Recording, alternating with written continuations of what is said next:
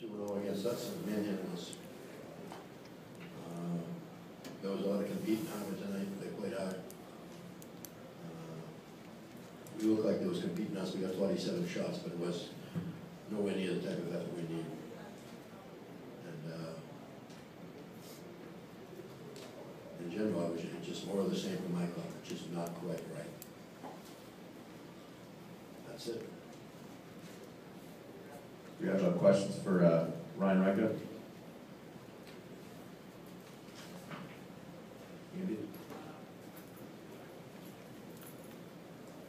Andy Merrick from the New England Hockey Journal. Ryan, obviously a couple of tough couple of weeks, I guess. Can you give us a state of the team from what you're seeing here? Obviously, talking about effort and things like that. Are you guys a little nervous about the way this season's going after a pretty solid start? Yeah, I think the biggest problem is we're just not playing defense the way we need to play defense. When it comes down here in the stretch, that's what wins games, and we're just giving up too many chances. You can't win a game when you give up 6 goals. We scored 4, but we gave up 6, and that's just unacceptable.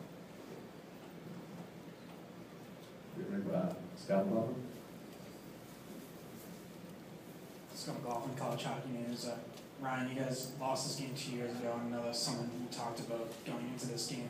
Did you feel like that message had sunk in? Was there anything you saw that indicated that maybe you'd struggle again? Yeah, I think there wasn't enough desperation. 2 years ago, this team beat us, and we didn't make the national tournament. And it looks like we're in the same boat again, so we're going to have to win out here if we want to get in that tournament and really get things turned around, because we're not playing right there right now. Any other questions for Ryan?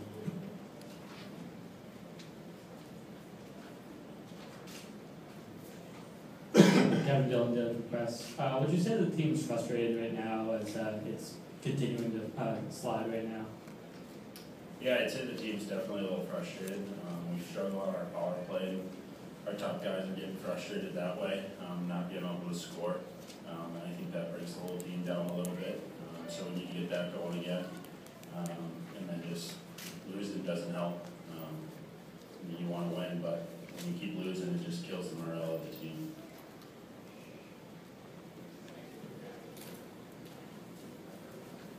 In Maroon, Daily Free Press. Does it also make it harder? You talked about the defense struggling, and you had a lot of defensemen spending time in the penalty box, especially late in the game. How did that affect the way the game went, you think? Yeah, that hurts us a lot. We were undisciplined again tonight. We took some stupid penalties. And guys get tired on the back end, and we give up goals we shouldn't be giving up. Any other questions for Ryan? All right, thanks for your time, Ryan.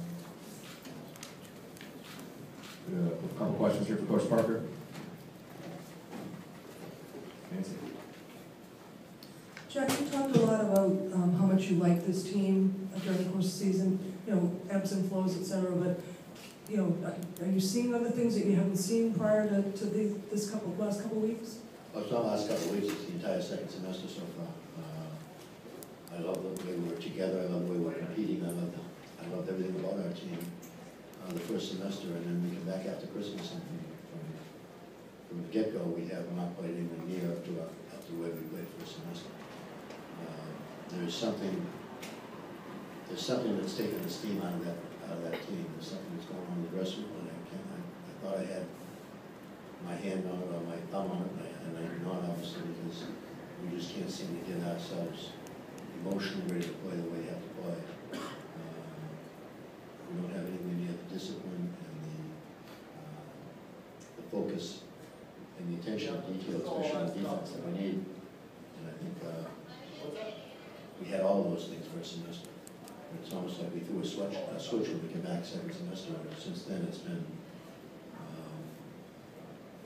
lack of effort, lack of discipline, penalty-wise, lack of discipline, positionally. So I'd say that in general it hasn't been 2 weeks, it's been, I think we've played 3 good games this semester. We played well against Providence twice, and I think we played well up in Merrimack when we played up there. Other than that, I think we played anywhere near up to our capabilities. And maybe this is, Coach Parcells, you are who you are, you are your record is, this is who we are right now. We're 1 game over 500. That's a long way from where we were in December. Great. Rich Thompson, Boston Herald. Did some complacency set in? I mean, you did get off to a 2-0 lead. Well, we've done that the first semester too, and the second semester as well. Now, there was no complacency. It was, we weren't playing right at the beginning of the game either. We didn't get a couple of goals. But there was nothing, it wasn't as if, when we played them last time in our building, I think that happened a little bit. We thought it was gonna be easy, and we were up 3-0. We had 2 3-goal leads against them last time we played and lost them. You know, the lack of enthusiasm in the building, the lack of enthusiasm, the disappointment of not playing in the late game tonight, all that stuff drains your ability to get up for a game. But it also drains Harvard's ability to get up for a game, and Harvard was much more in tune to this game than we were. Joshina Shah, WTVU. You talked about some of the undisciplined things happening, especially on defense. You've had measures in the past to kind of curb those, especially penalty-wise, but they don't seem to be working. What else do you think that you can do or you want to do to kind of send that message? We have to just remove guys from ice time. That's the only thing, you know. If you can't stop taking stupid penalties, and if you don't get on the ice, it's hard to take a penalty.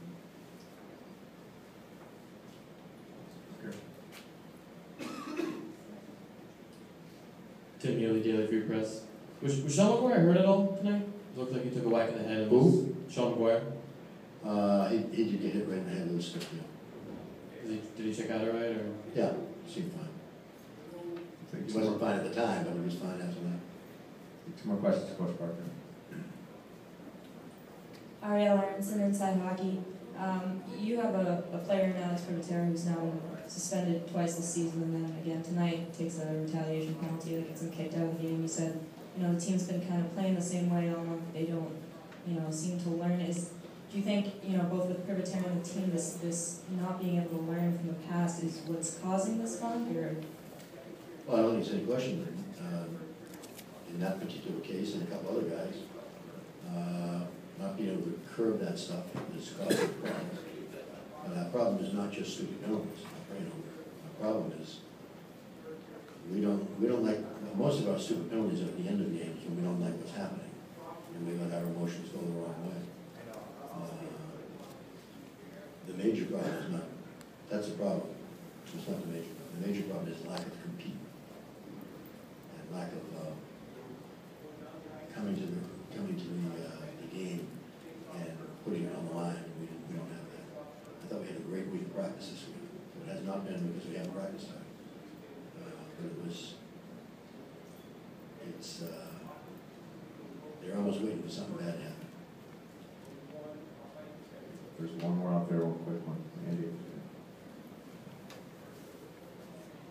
Jack, obviously, coaches don't want to talk too much into the future, but at this point, at-large bid possibilities and home ice possibilities in Hockey East is becoming a concern for you guys. You're sort of new to the bubble on both of those. Is that part of the talk at all with this team? Do you talk about, listen, we've got a postseason we want to play for, we want to be hosting home ice? Is that something you say at this point, or is it still? Oh, it's been said already. It's been said already. It's been said before this game how important this game. This game is not important to Harvard. Harvard's not going to get in the national tournament by that large bid. We had a chance to do that, and now we'll drop well down the goal after that. Well down the Carolina goal after that. Thank you, Coach.